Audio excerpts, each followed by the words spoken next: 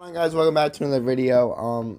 If you guys are wondering why I'm so my voice sounds so bad, I am currently sick. I know I haven't said it on Twitter because I don't feel like wasting a tweet talking about how I'm sick, but as you guys might know, I went to America for about a couple weeks, and I went to a couple WWE events in America for my birthday. And it just seems like I got sick there. I'm back home right now. I don't have COVID or anything. It's just, I'm dealing with a cold. But if sorry for me sounding like I'm just broken down or just sound like sound stupid. But this is a Smackdown review. I have to deliver the content that I want to deliver. And let's start the Smackdown review from last night. And it was a great show again. We started things off with the Jey Uso decision, which was going to be a little interesting. But I thought this would be like a main event segment thing, but it wasn't. We started things off with Jay and sort of like here comes, but Jey Uso was like, nah, nah, nah, nah, nah, you guys aren't gonna trick me. But then Paul Heyman tried to trick Jay. He was like, your own brother made his decision. Your brother's sort of trying to conflict you, and you gotta make your own choice. You're Jey Uso, for God's sake. And Jey Uso was obviously listening to this. Jey Uso is one of the most conflicted men alive.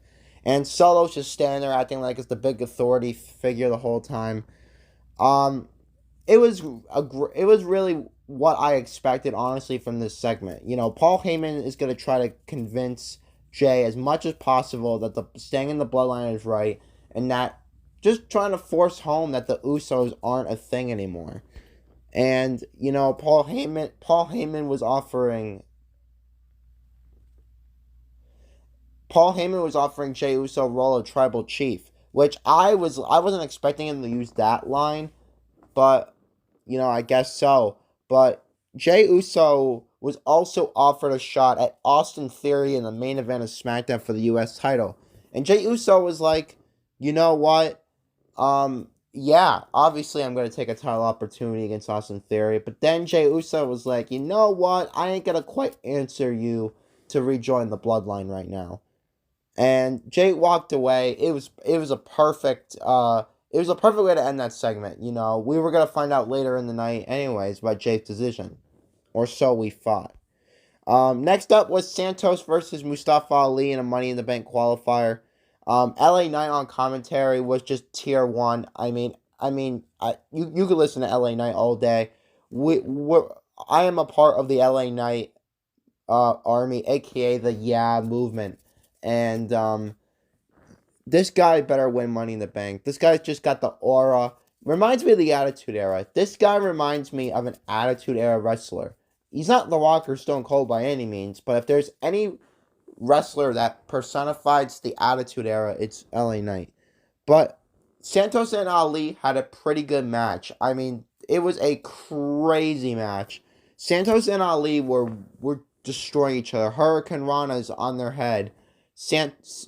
Drop kicks out of midair. It was ridiculous. But in the end, the expected winner, Santos joins LA Knight, Ricochet, and Shinsuke Nakamura in the Money in the Bank ladder match. This is already shaping up to be a great match. All these guys do deserve opportunities because they haven't gotten any opportunities. So this is a perfect lineup so far. I know people wouldn't say perfect, but I do think it's pretty good. Next up, we got Sami Zayn and Jey Uso crossing paths. And if you noticed, Jey Uso was laughing at Sami, trying not to break character. That was hilarious. But Sami was like, you know what? I knew I saw the light in you, sort of thing. But then Sami's like, you know what? You are in the same exact position that I'm in. I'm trying to get used, make the right decision. And Jey Uso doesn't want to hear that. Jey Uso's got a United States title match tonight. He isn't trying to have Sami, of all people, make the decision for him. So, obviously, Jey Uso, this segment wasn't really going to go anywhere with the decision. But it was a nice touch to involve Sami with the Jey drama. Next up, Alpha Fire and Isla Dawn were coming out. And, We have no idea what this was for at first. It's always good to see Alba Fire and Isla Dawn, and always good to see those nice looking NXT Women's Tag Team Championships. But I was really worried. I was like, are they gonna have to like? Is this is probably the part where they vacate the titles, right? And no, Shayna and Ronda showed up again. Um, this time the we got the unification match, and we were thinking like Shayna and Ronda we're gonna tear Alba Fire and Isla Dawn apart. No, Alba Fire and Isla Dawn kicked the shit out of Ronda and Shayna, and I loved every second of the segment. Not just because Alba Fire and Isla Dawn stood tall, but they really kind of booked this segment perfectly. They could have easily had Ronda and Shayna walk all over them. Maybe they will during the match, which I hope doesn't happen. But they made Alba Fire and Isla Dawn look like they belong here. And they don't look like a pawn to Shayna and Ronda. This was a really good segment. I'm looking forward to the match. As you guys may know, we're 2 weeks away from the unification match. So basically, I don't know if they're going to have two titles or they're just going to be one big title match. I have no idea. I'm interested to see how WWE sets that up. Next up, we had Bayley versus Michin. I was so looking forward to this match. Mia Yim and Bayley are two of my favorite women's wrestlers, and just wanted to show Bayley mocking AJ Styles because it goes back to a viral clip of Bayley mocking AJ Styles earlier. So Bayley's got to do it again on national TV. I like that touch. And Bayley ended up winning. Bayley, which I expected. I thought there might be a swerve here, but they finally WWE gives Damage Control what they want. Finally WWE gives Damage Control 1 week of perfect booking. Bayley kind of outschooled Mia Yim, but to be honest with you, I thought this match was kind of daft. Like I thought it could have been longer and could have been more competitive. I thought Io versus Shotzi should have been shorter in this match, but it wasn't meant to be. Also, you guys may have seen it on Twitter. I saw this actually during the live broadcast as well. Mia's shoulders were not down, and I know this may be just a mess up by Mia, but Shotzi's shoulders weren't down either in her match when she lost to Io. So I'm interested to see if WWE uses this as a storyline. I'm all for a second chance match, and there should be more than 6 women anyway in the Money in the Bank ladder match. Next up, Bianca. We got our first taste of heel Bianca. She just wants her title back. Since losing her title, Bianca has officially turned into pissed off mode. She's still a baby face, but she's yelling at Adam Pearce. But you could definitely tell WWE is teasing that heel turn. I'm not letting anybody tell me that Bianca's not turning heel. She's 100% turning heel, and it's going to be within the month, 100%. Next up, WWE unveiled, there's a championship celebration late. There's a late announcement that Asuka was going to get a special presentation, and we all assumed there would be a new championship, which it is. And this is the championship. No, this is not Roman Reigns' championship. This is Asuka's championship. But I gotta say, the white strap makes it look better. But I still think it should have been a little bit better. I know WWE's going for the old gold. And by the way, the name is the WWE Women's Championship. I don't mind the name. I'm just wondering if the Raw Championship Women's titles will be the Universal Women's Championships. I'm just wondering that. But I do like the title. But what I didn't like, well, I don't want to be disrespectful, but it was good to see Charlotte back, all right? Charlotte adds so much flair. I wasn't going for a pun there. Adds so much flair to the women's roster, but she just walks in and gets a title match. That's the part that I just wish, like, when are we going to move on from that? Like, I know Charlotte, I was on Twitter last night. She was trolling people, but for real, though, it's not right for her to just walk in and get a title match just because of all of her accolades.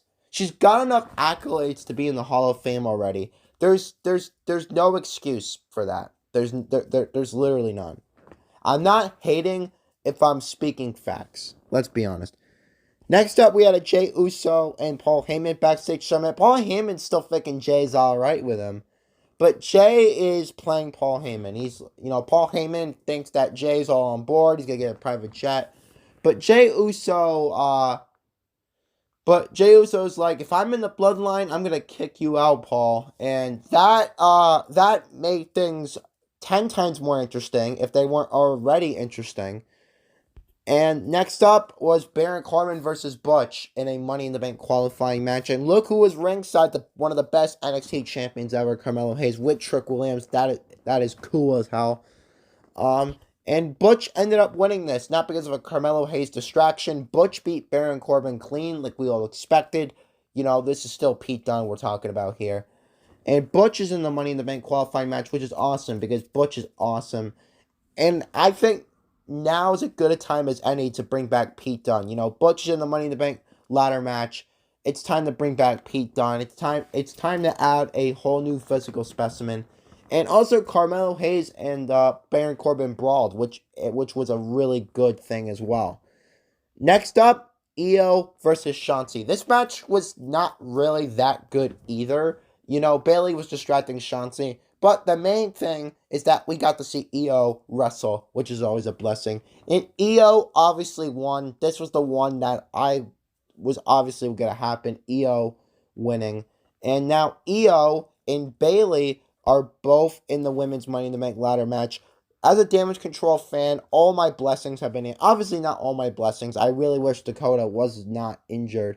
But pretty much all my blessings have been answered. Bayley and Io and Zelina Vega and Becky. I mean, the women's Money in the Bank ladder match right now, I'd be satisfied if it was just these 5 women.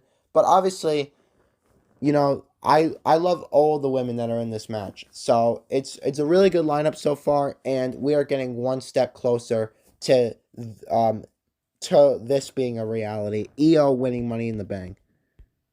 Next up, we had a backstage segment, KO and Sammy chilling. KO threw a temper tantrum, which was funny.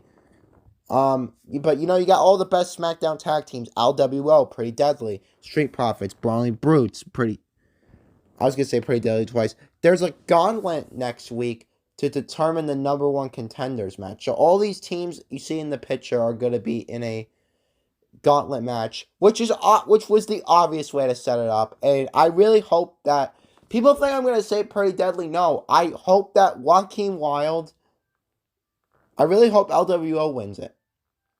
I really do. I think that Joaquin Wilde and co deserve a chance of their own to shine. Santos and Zelina getting all the limelight. It's time for the rest of LWO to get a little bit of the spotlight.